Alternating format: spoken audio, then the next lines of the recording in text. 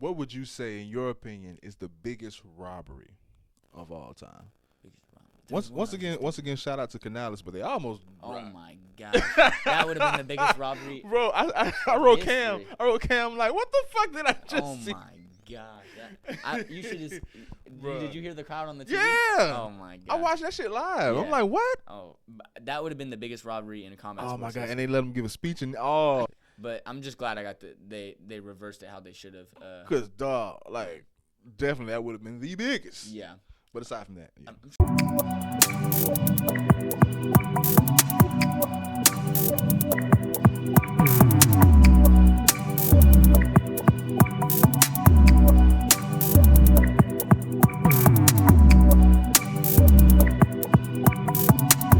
Sometimes you'll see a podcast and they don't even have any questions. They're just like shooting it, and it's like a little unprofessional. Yeah. But when I watch yours, it's got that great, it's good balance, very good balance. I appreciate all the that. clips I've seen. They're Yeah, good. and- Start off with a good question. And I appreciate the hell out of that because I definitely understand what you mean. And nothing against those shows or those podcasts that don't really take that preparation in their episodes or with their guests to get the best questions out of that particular episode. And I say sometimes, like you said, they just shoot from the hip with their particular content. And there's nothing wrong with that if you just have a busy or loaded ass day, or if your objective is to just get out episodes. Yeah, we getting out episodes over here, but this is your interview, so we really getting interviewing. You know what I'm saying? 100%. Check. The places to the time is now. You are tuned into the lunch table. You got your boy Savo in the building. I have a special guest, Mr. Ow! Please don't kick me. Please introduce yourself, man. I'm Colin Goodman. I'm an amateur fighter out of Team Remedy in Milton, Florida. And yeah, that's about it. Just trying to fight, trying to make a lifestyle out of it, going to school, doing things of that sort. That's what's up, bro. That's what's up. Shout out Remedy. Yep. You in school now? Yes, sir. University. Wait, which one? UWF. UW. Oh my freaking gosh! I remember days on that campus. How old are you now? I'm 20. Bro, Yes, you sir. are young, and for you to be so young and the trajectory that you're on, keep going. Yes, sir. Thank you. I appreciate that. Dead ass, keep going. Yep. Well, we have Colin Goodman here, bro. Give the people a brief background about you, where your upbringing, where you're coming from. We already mentioned Milton and everything, but just a little more extensive background if you don't mind. Yeah, I started when I was younger. I played a lot of sports. Mm-hmm. I always loved sports. I loved being outside, stuff like that. And I've always kind of been like a nerdy kid. So I was always getting picked on and stuff in sports. I was always littler. But yeah, I had a good childhood, man. In Milton, it's a nice little place, real country place. At what age did you say like you hit like a physical spurt where you notice a difference where they couldn't pick on you no more? Maybe like honestly, junior year high school was when I grew the most. Word. I was like 5'4" before then. That's what I tell my little cousin. He's like 5'3" now. He's going into high school. I'm like, just wait until your junior year. Because it'll come late for some people. It came late for me for sure, but I already knew how to fight by then. Mm-hmm. And so that's a little bit of a confidence boost. Yeah. But yeah. Well, can you explain your fighting style? Yeah, I would say definitely a striker. I think everyone loves to see knockouts. Be knocking motherfuckers out, man. I love to see it too. Yeah. I love all aspects of fighting, man. But yeah. But the knockout is just definitely it's so crisp, and just striking. But obviously, Team Remedy, we do just as much wrestling, just as much grappling and jiu-jitsu. But fighting style, I like to be pressure heavy and put them on their back foot, because early in my when I first started fighting, I was trying to be like a counter fighter. But you got to put them in deep waters, drown them, and then you'll open up for the big shots there. That's what's up, bro. Well, shout out Team Remedy for one. Hey, shout out Cam. Yep. Shout out DT. Shout out the whole squad for sure. As far as you though, when it comes to, well, you known them for a while. I've been through your catalog, as you could say, social media, whatever. But when did you actually start fighting? You can say a lot of people train before they actually start fight, just to get in the flow of everything. But when did you actually start fighting? So start fighting, I had my first amateur fight first amateur kickboxing fight at 17. But I played high school sports. I played lacrosse in high school. Okay. So I took a lot of breaks because of that. I would say I took fighting really seriously. Had my first amateur MMA fight when I turned 18, and then it's been those past 2 years have just been fight after fight after fight. What's your record so far? 2-1 MMA and then 4-2 kickboxing. Oh, shit. So 4-2 kickboxing. Which I would say style or discipline is more challenging for you? Kickboxing, because every time I have a kickboxing fight, I've usually been training for an MMA fight, so I haven't been able to completely focus on just the kickboxing aspect. In MMA, the big shots you do land, they count more in MMA. So if you land a big right hand, the gloves are smaller, they'll usually fall. In kickboxing, you can really punch them hard, and they can kind of eat it because those big 16-ounce gloves. Big pass like a motherfucker. But the question that I had, we kind of grazed over just by just talking shit. What do you prefer regarding just winning a fight, the finish or the decision? If you're beating them up good, which I haven't really had just a super. This last fight was probably the closest, just a really decisive fight. But even that really? Yeah, he had his little respect, moments. but really? Yeah, he had his moments for sure. He had his moments, but yeah. But I wouldn't say it was as decisive as I want it to be. So I would say a finish. I mean, if you finish someone, they don't have any opportunity to defend themselves, no matter how bad that may sound. But if it was the real world. Yeah, like if it's a decision, they were like, "Oh no, I really want it." Like exactly. there's room for debate. Exactly. If you finish it, it's fucking finished. Exactly. So I definitely get that, but nah, man. When we'll get to that later, I have a whole segment on that. Yep. but as far as you, well, from what I've seen for you, I of course can answer that fucking question for you myself. Mm-hmm. All I've seen is knockouts, whether it's from feet to fist. Yeah. So I can't necessarily say you're a kicker specialist. Can't necessarily. You say striker in general, but bro, like when did you realize, dog, your limbs could be used as weapons? Probably in obviously getting a little scraps when I was younger, but those were just nothing but tussles. Really in sparring, when you sometimes will throw something and it'll hurt someone, but you know you didn't throw it with full intent. Yeah. Because you're obviously not trying to hurt your sparring partners. But when I was just getting better in sparring, even before I'd fought, I was like, okay, I can actually do something with this because I'm training with good people. But really the first fight, I mean, with laying those 4-ounce gloves on someone that first time and them dropping, it's a good feeling. That's what's up, bro. That's what's up. Do you remember your first actual amateur fight? I won't say professional, but do you remember your first amateur fight? Was it kickboxing? Yes, sir. It was kickboxing. It was against. Did you watch all the fights? This last time? Yeah. There's the last fight. It was Matthew Hefner. Okay. Shout out Matt. He's a good fighter. Fought Matt? Yeah, I fought Matt. And we went to war. Matt, nice. Yeah, we were 16, 17. We went to war. It was a decision. I had landed good shots, but he was just more experienced. I would say let's run that back, but he's 125 now, 135. Okay. But good team over there. It was a good scrap. And where you at right now? I'm at 135. So you have to go down for him. Yeah. Got you. Shout out Champ. Yeah, shout out Champ. Number one in the nation right now, actually. Word. Really good for him, man. Good for him. Shout out Matt Hefner, man, for sure. Yep. As far as your fights thus far, like you say, you have a sample size, not the biggest that that most would imagine, or to choose from. But of your fights thus far, it's a 2-part question. Can you give details on your best fight and your worst fight? Okay, for sure. I'm gonna start with the worst. Most people do. Yeah, because obviously losing a fight will leave a bad taste in your mouth. But my first MMA fight, I had I felt good, felt ready, and I had just come off a kickboxing win, and I dropped the kid, really good kid from American Top Team. I had dropped him with a big right hand, thought I was about to finish it, really rushed for it, and then when he stood back up, I ended up getting clipped and eventually submitted just because I was going way too heavy on the finish. Right, you drop him and you get your hands low, you start swinging for the fences, and I got caught and then eventually submitted. So that one stung because I knew I was better than that. I knew I could beat him. And then best fight, probably my second MMA fight against Mosa. That knockout, just because I had worked it. I knew he was gonna try to take me down. A lot of grappling training, and then I knew the overhand was going to be open because he kept his hands real far out. That's the one on Instagram? Yep. I saw that one. We trained that overhand a lot right when that jab came. So that was the best one, man. Nothing like getting a knockout. I was really hoping to get the finish this Friday, but it happens. I mean, I thought it was going to happen in the first round, Same. man. Same. I thought He's it was a going to tough happen in man. the first. No, that man is a fucking Shout out. warrior. Yeah. fucking Warrior. And I don't want to go there yet, but that's going to be a whole, 89 is a whole thing. But really quick, just as far as your worst performance, you pointed that out as a loss.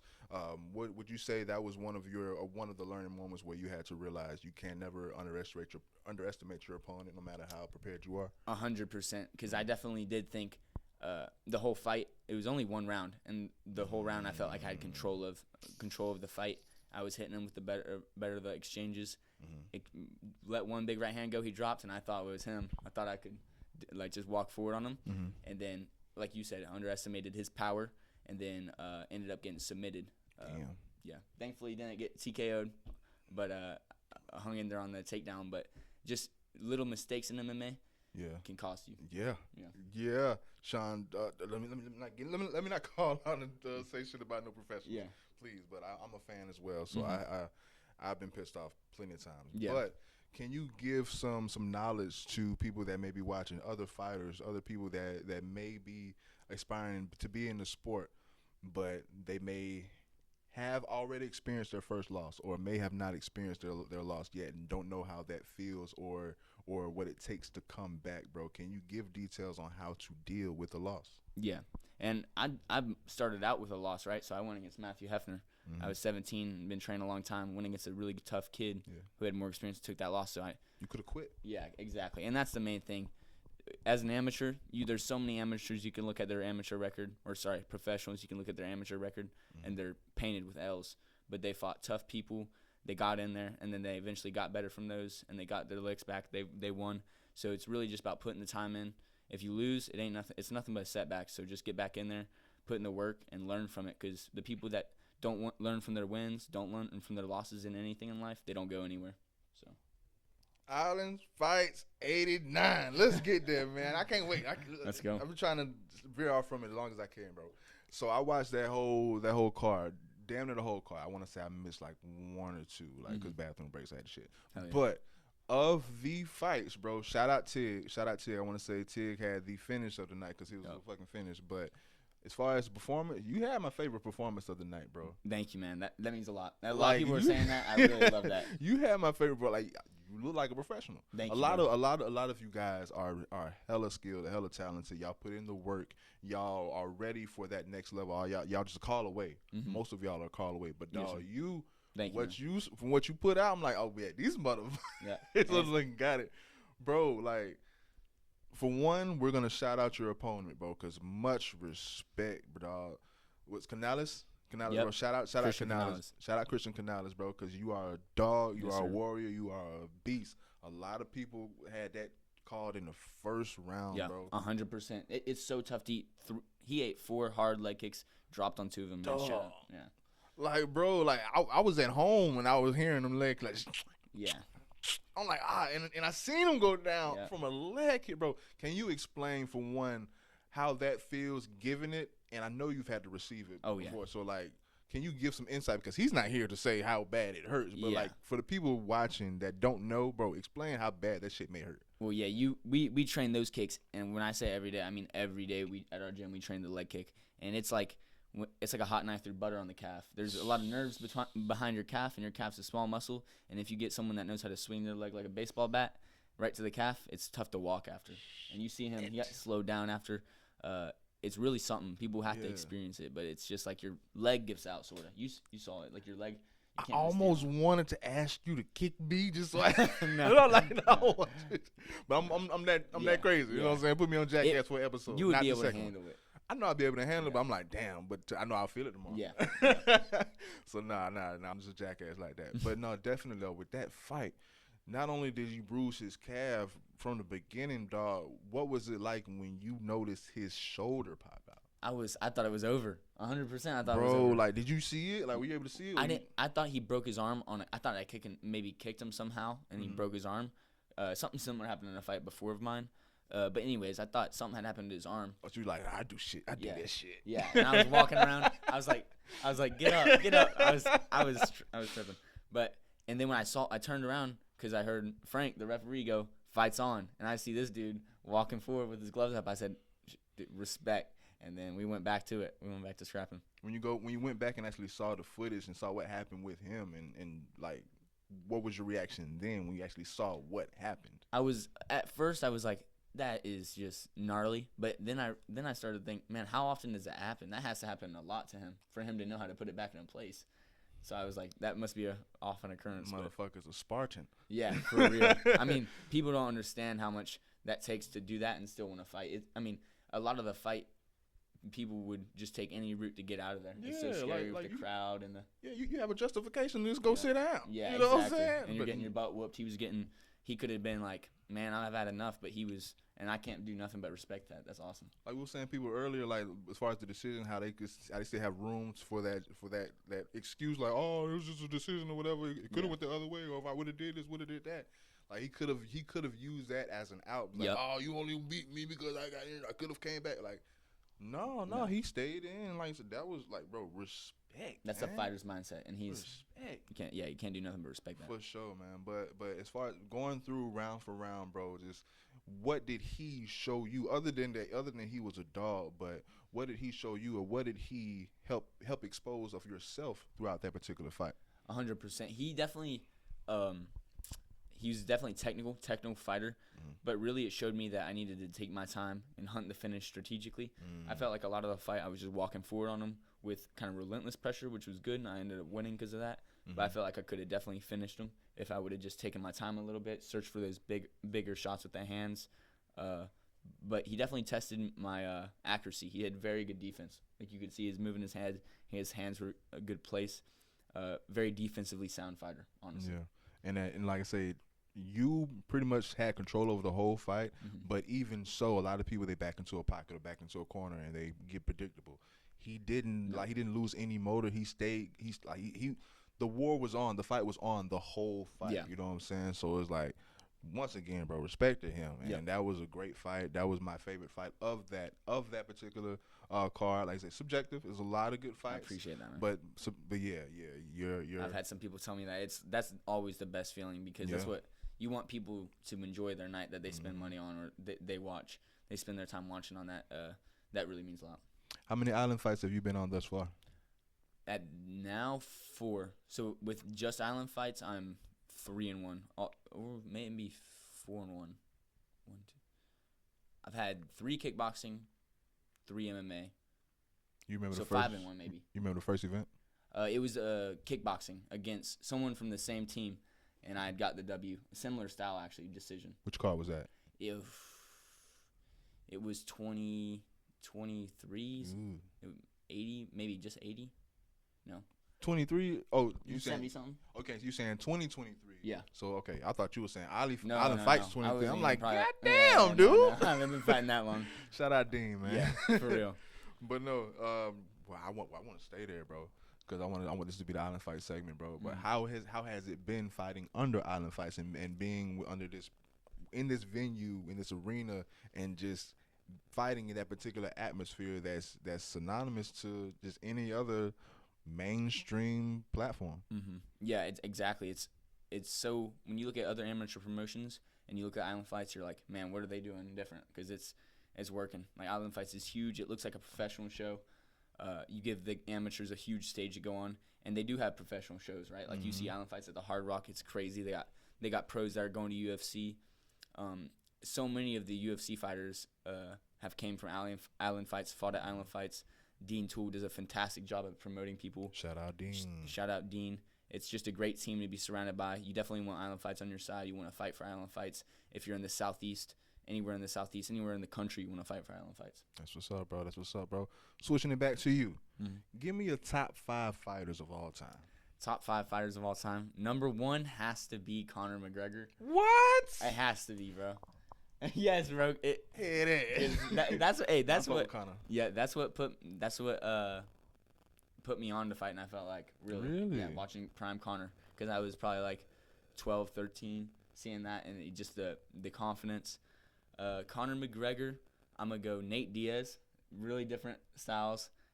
But actually, badass. make that the Diaz brothers, because Nick Diaz is tough too. Okay. Peter Yan. I would do the Diaz brothers. I'll split them in 2. Okay. I'll fit them in for you 2. So okay. Yeah. Sweet. So that's 3 with Peter Yan. Okay. You know who he is? The Russian dude? Yeah. Yeah. Peter Yan, Jack Della Maddalena. And okay. then we need A boxer or a kickboxer. Okay. Let's do. Dang, that's tough. JDM. He's my favorite right now. I'm gonna give you 5 and then an honorable mention, so really 6. Okay, so that's JDM, Peter Yan, Diaz brothers, Conor McGregor, and then let's do Rod Tang. Rod Tang from One FC. He's a killer. He's a kickboxer, Muay Thai fighter, and then honorable mention. Mike Tyson, because the same thing with the confidence.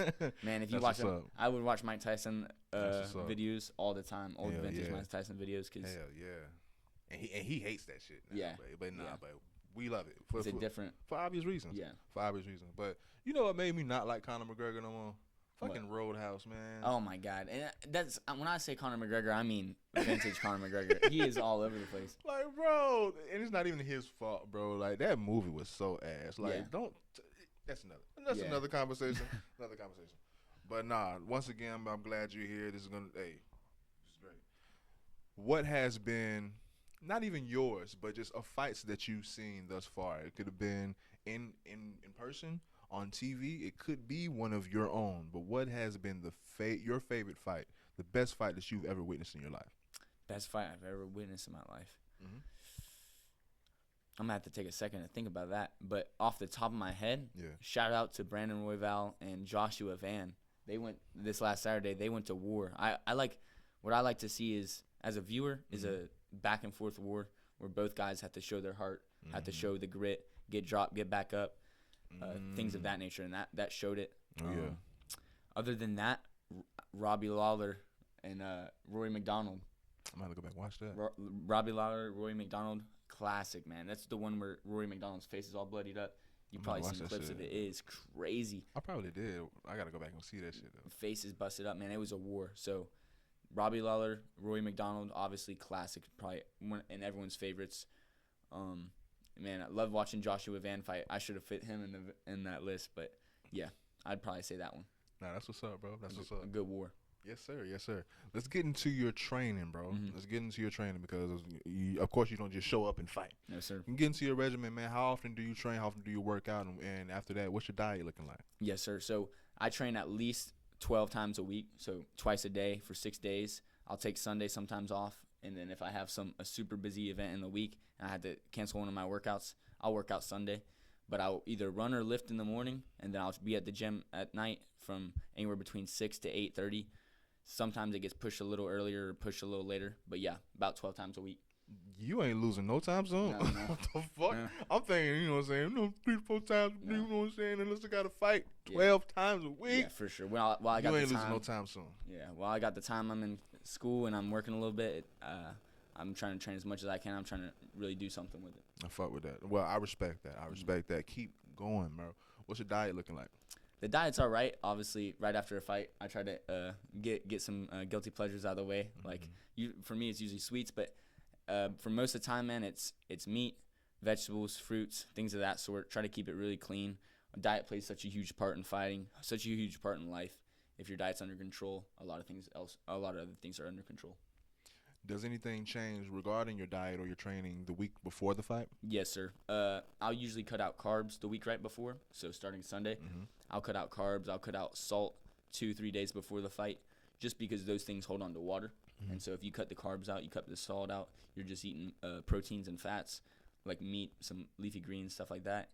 That water will come off really quickly, and you can make the weight super easy. Does anything change?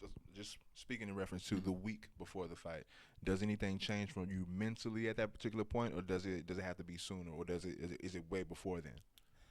The week before, I definitely start feeling nerves ramp up, but really not too many nerves until 2-3 days or 1 or 2 days right before the fight. So right at weigh-ins or the day before that, I start feeling like, man, what did I sign up for? Or like just feeling those nerves. But obviously, once you get in that ring, dude, there's no better feeling. That's what's up. Yeah. We're going to speak about the day of the fight. Keep it chronological. So the day of the fight, man, you waking up knowing that you got to whoop somebody's ass later on the day, bro. Let's talk about that feeling from the beginning of that day leading on to when the bell rings, bro. How does your day usually go the day of the fight?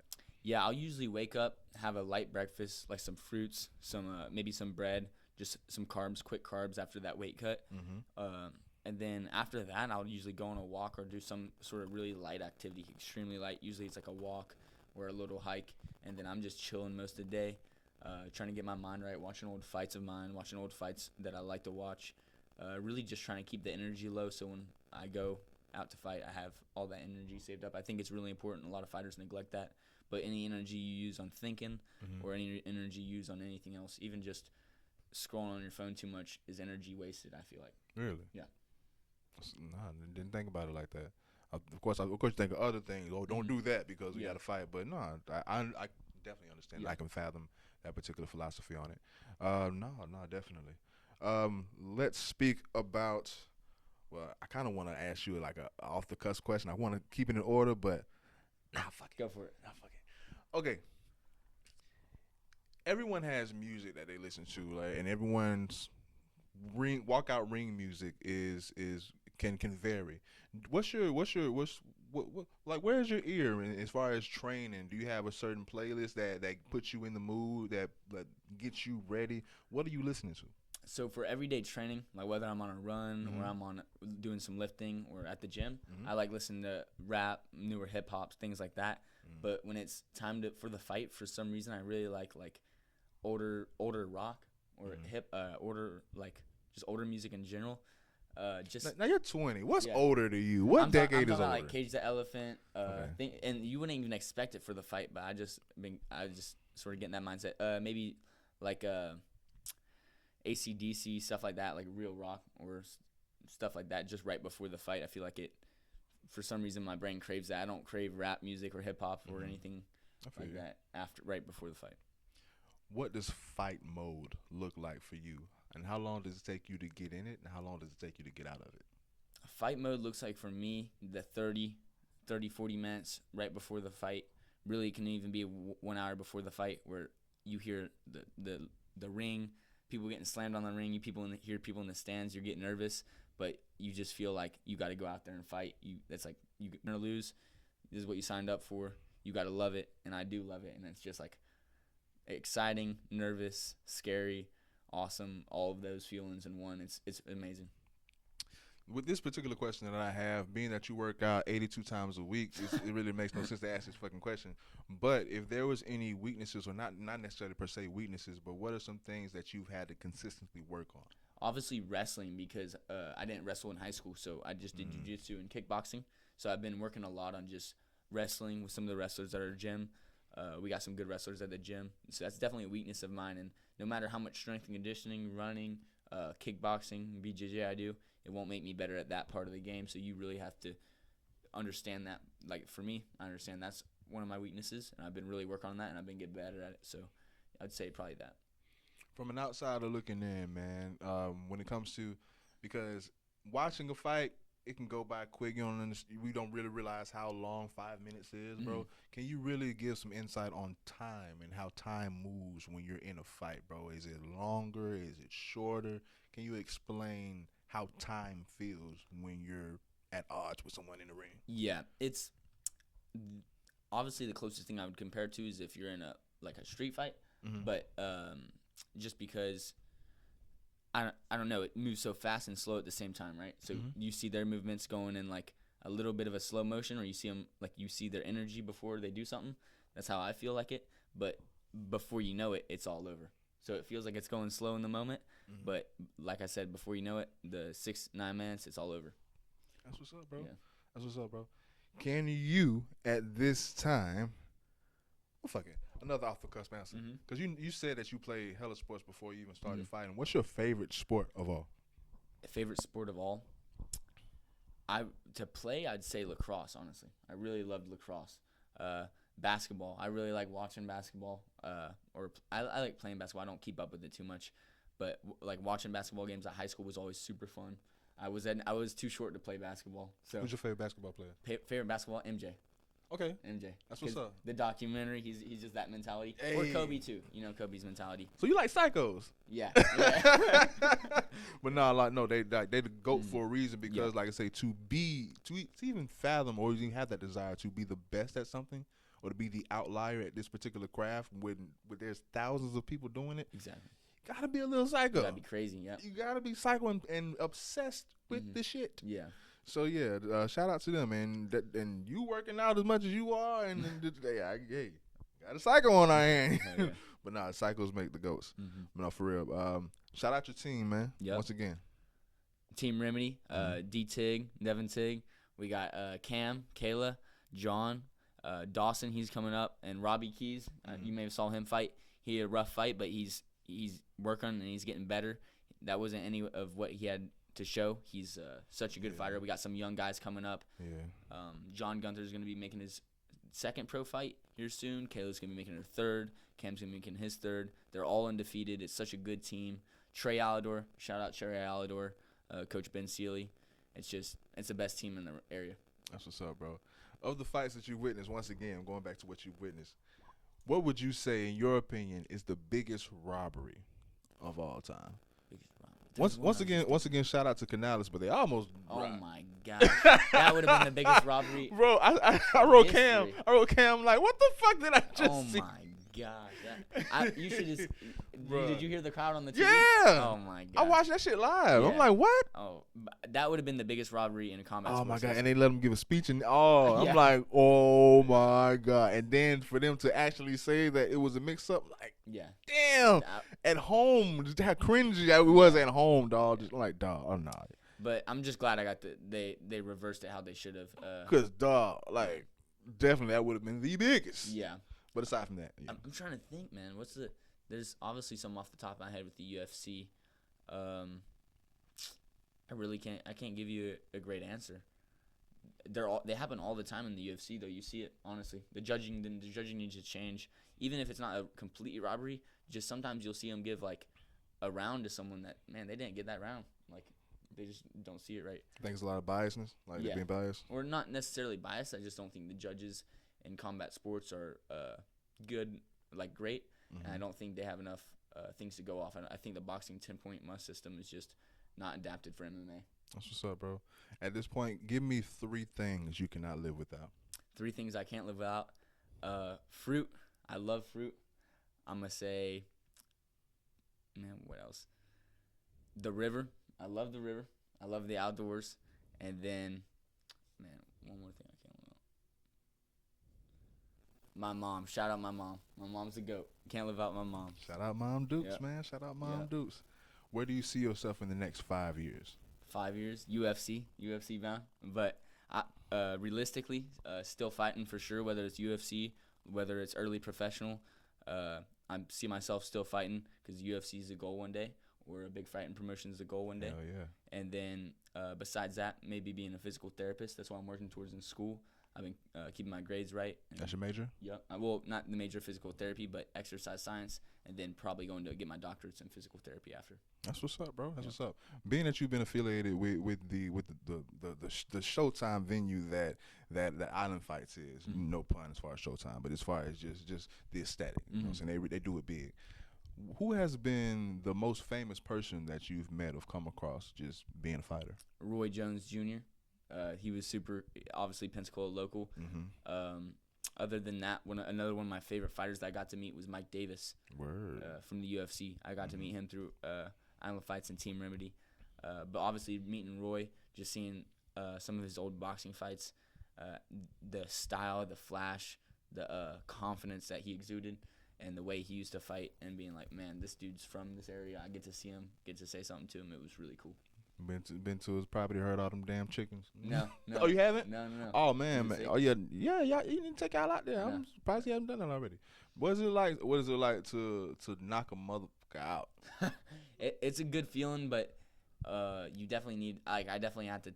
After the fight, I was like, all right, well, it's over now. Let's do this again. Like, you can't be too hung up on getting just 1 or 2 or knockouts or getting a knockout in general. You've got to keep going out there and producing that result. So that's what's up, bro. It feels great though. It feels amazing.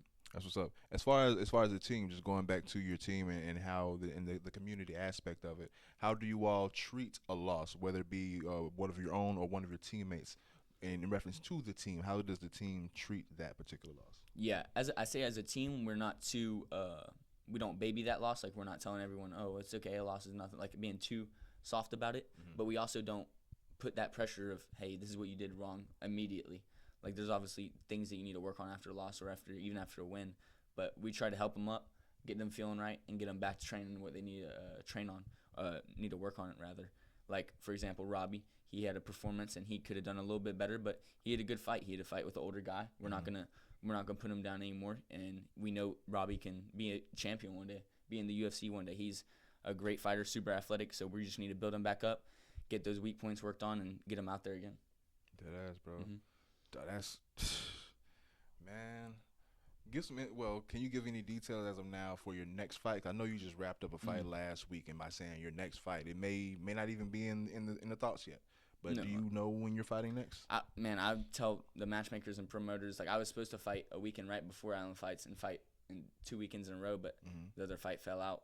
But I tell the matchmakers, I tell my 2 coach, weeks in a row? Yeah, you just knew you were just gonna steamroll over the competition. Well, he dropped out unfortunately, but I want to fight every weekend if I can, honestly. So I tell my coaches that realistically, I see either fighting in August if we can find something in August, probably at a different promotion. But definitely September at the next Island Fights. It gives me a lot of time to train, hopefully find something in the meantime, maybe an MMA fight at a different promotion, but always training, always getting better. What's your motivations at this time, bro? Because you busy as hell, bro. What drives you? I really just want to keep living the path of an athlete and being disciplined and really just being the best I can be at all aspects of my life, whether it be professionally at work, as a personal trainer, making my clients look better, feel better, be better, or whether it be at school, getting the grades I need to make to go to continuing education, and then whether it be at fighting as well, just being the best fighter I can be. I want to be the best I can be in all aspects of life. Does that come naturally, or is there like people or influences that help guide you into the particular path? Yeah, I definitely had a little bit of a rougher childhood, and definitely some times in my childhood where I needed to man up a little bit and go down a better path. And so I think when I did get on that, I really loved the self-growth journey, or just the getting better journey, instead of just being a piece of crap or a piece. So definitely the addiction to getting better is what, I wouldn't say someone necessarily put me on that, but reading books, watching people like Conor McGregor, watching people like Mike Tyson or different athletes, seeing them do good, I was like, well, if they can do it, I can do it. So I mess with that, bro. Yeah. I mess with that to a high level, bro, because I resonate with it so much. But I'm just letting you spill. Like, hell yeah, amen. I mean, you got to keep getting better, bro. Like it's like trial and error, bro. And thank God that we made it this long to correct. You know what I'm saying? Or to steer right. 100%. You know what I'm saying? And you're only 20, like I said. Yep. So you're still, and you figured it out this young, bro. And you got a huge bright future ahead of you. With this mindset and with this motor that you have, bro, like, you're only destined for greatness. I appreciate it, man. Where can the people find you? Colin Goodman with 2 N's on Instagram. And then other than that, Colin Goodman on Facebook. Really, Instagram's the main thing. Also, Colin G Fit on YouTube. I'm going to start posting MMA stuff. I already have some MMA snippets on there. That's COLINGFIT, Colin G Fit. What is your dream fight?